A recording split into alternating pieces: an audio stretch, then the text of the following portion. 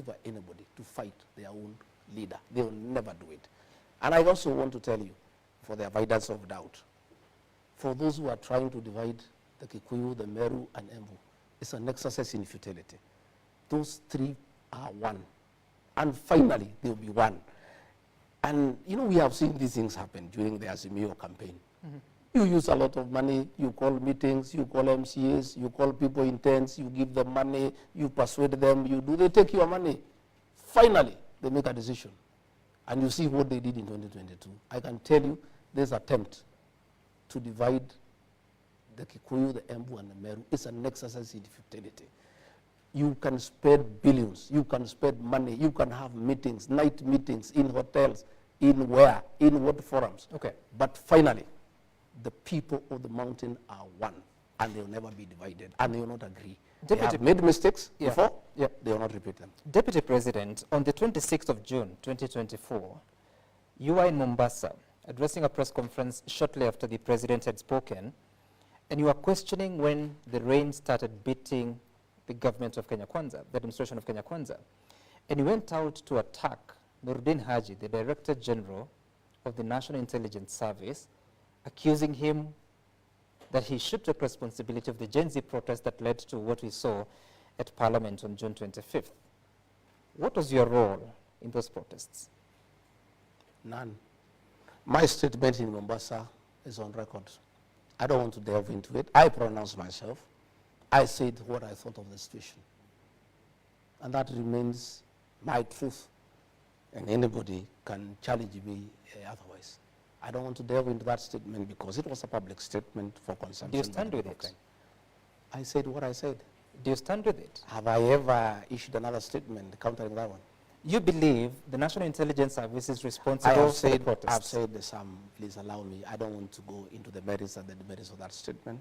The statement was crystal clear. It was in broad daylight. It is still there. You can interrogate it. Why would you come out and make such a statement about an officer who sits in the National Security Council, yet you have access to him or even the president? I have said I made that statement. I don't want to go into it. Please allow me not to go into it. That statement I made in broad daylight. You covered it live. It is still there. You can go and read it and listen to it once more. But in the spirit of accountability, because it was your statement, and I believe you made it after thorough consideration, and you raised issues to the person of the Director General. You said he should resign. You still believe so? I have said I talked to that day. Sam, allow me to leave it there. I don't want to go into that matter. Do you think that your tribulations have something to do with how you conducted yourself during that period? I don't think so. They did not start then. I told you we just worked well for 1 year, and then all these games and schemes started. They had nothing to do with it. That was my own reading of the situation then, and I talked to the people of Kenya as an elected leader. When is the last time you attended a meeting of the National Security Council? Well, National Security Council meetings are top secret. I don't want us to I don't want the details. I don't want us to go into the details. When is the last time you attended a meeting? I think earlier this month, I think so. Earlier this month. Was the NIS Director General in attendance? Of course it was. Have you patched up your differences? No, I don't want to go into the details of the National Security Council. That's a top security organ for this country. It is not about the National Security Council. I'm asking if you have patched up your relationship with him. Did I say we have personal differences? I was giving an opinion. An opinion? Yeah, on that day. But it's said as a matter of fact. Yeah, that's what I'm saying. I won't record what I said. I made a public statement as an elected leader of what I thought of the situation.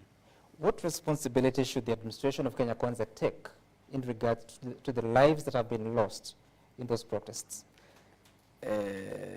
Some I have said that matter, I addressed it comprehensively. Let it rest there. I'm actually not talking about the statement. I'm talking about the killing of 60 people, at least 60, as reported by the Kenya National Human Rights Commission, KNCHR, which the government is yet to admit about the total number. The last, I think we have from the president, about 40. By the way, how many people died in those protests? You asked that question to the president. He's the chairman of the National Security Council. I don't want to talk about security matters and operational issues because I am not competent enough to address operational issues in the National Police Service. You're the deputy president. I am, but I don't comment on operational issues. I'm a very disciplined deputy president. I know my space. You don't have information about how many people died? I am not going to comment on operational issues to do with the national. That's not an operational issue. It's a fact. It's a statement of fact. It's an operational issue. The cabinet, in different dispatches, indicated that compensation was going to be given or granted to families that lost their loved ones. What is the progress about that? You would have to check with the minister who is responsible for the implementation of the cabinet decision. You see, once we have met in cabinet, every line minister takes the responsibility of implementing the cabinet decision. So I don't have the facts because I have not asked for that answer as to how far we have gone with the implementation. I would advise that you seek out the minister. How important is that matter to you? Very important. But you have no information. Yes, because I have not asked about it. Why? I have many things that I need to ask about every day. And when the time comes, we'll get a report. In any case, you are aware we have not had cabinet for a long time. The first cabinet committee, the inaugural committee, met this week. We have not had cabinet meetings for almost 2 months, I think so.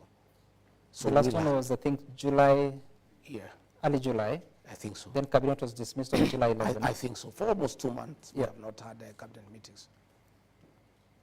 So what should we do? What should the country do? Because they're waiting for answers. There was a promise by the president. You follow up with the minister responsible for that particular docket. Because you see, once cabinet has met and made resolutions of cabinet, it is in cabinet upon the respective cabinet secretary to follow up and implement what the cabinet has decided. What are your thoughts?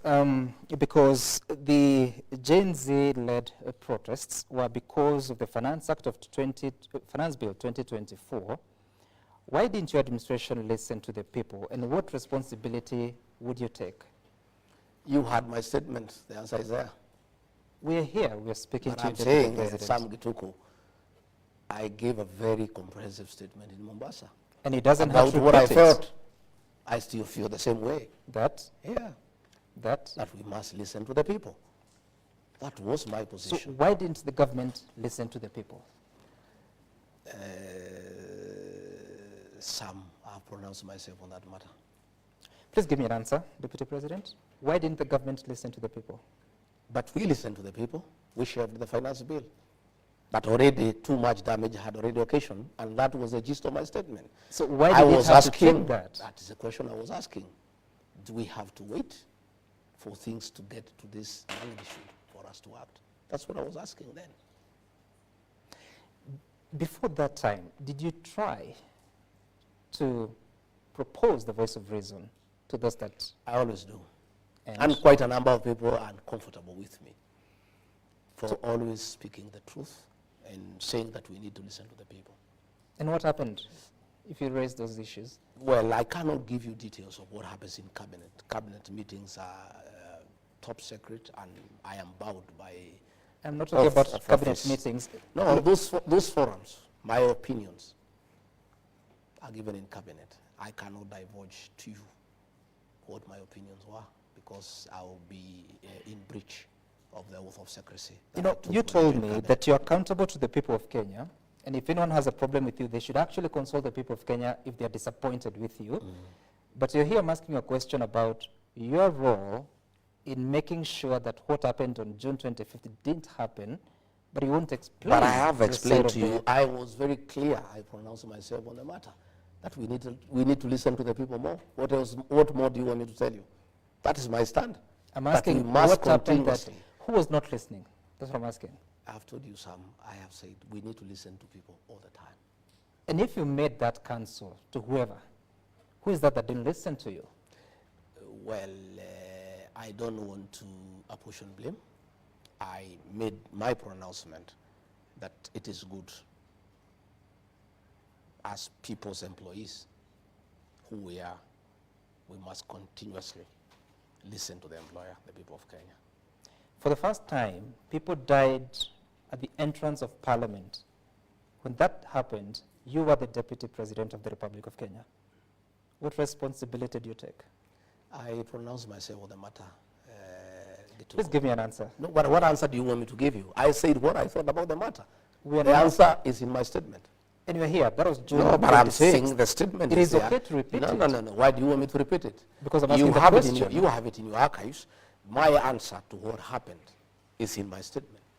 Why don't you want to talk about this? But I said where the blame lies. The statement is there. Why do you want me to go into it? I said. I have not recanted that statement. I still stand by it. So go and look at the statement. Why don't you want to talk about this? I don't want to go into it. Because? Because I don't think it is necessary. Because my statement was very explicit. Over 60 families are still waiting But my statement was very for explicit. answers. I made myself No very action clear. has been taken against any police officer. Are you bothered by that? You know whom you need to ask that question. I'm asking Who the is Deputy supposed to take the President. action? Sorry? Who is supposed to take the action? You tell me. You know. Who? What are you saying? What do you want me to tell you? You know I'm the Deputy President. Exactly. You know who is supposed to take action against police officers. Go and Who? ask them that question. Who? You know. I wish you could tell me the answer. No, I'm not. Why do you want me to help you to do your research? I don't want you to help me. Just respond. Kenyans, it's not about I you am here. not going to tell Kenyans you. are watching. Kenya, you know, you tell the Kenyans, you know. Go and look for that person and ask that question. That is not my question. I am not in charge of that docket. So I cannot answer a question that doesn't belong to me. So you say we should go to the Interior Ministry? I don't know. If you think that's where you need to go, proceed. Now, Deputy President, there are those that accuse you that you have been given duties in the Constitution and the Executive Order number 2 of 2023, but you have not been very successful in delivering. Talking about illicit brew, questions of coffee, tea and milk. You Yeah. made promises.